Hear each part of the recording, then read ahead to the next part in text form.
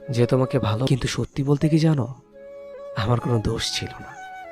তুমি চলে যাবা আমাকে একটিবার বললে পারতা, আমি তোমাকে কখনোই আটকাতাম না। কেন আটকাতাম না জানো? কারণ যে চলে যাবার সে তো চলে যাবেই আজ বা কাল। তোমাকে অসংখ্য ধন্যবাদ আমাকে ছেড়ে দেওয়ার জন্য।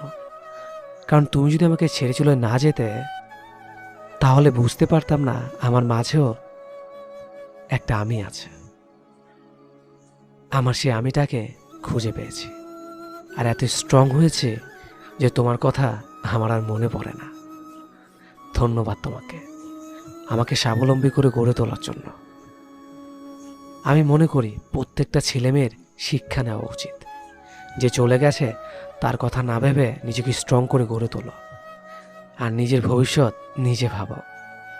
নিজের একটা পরিবার আছে, সেই পরিবারটাকে নিয়ে ভাবো। ভিডিওটি কেমন লেগেছে অবশ্যই কমেন্ট করে জানাবেন।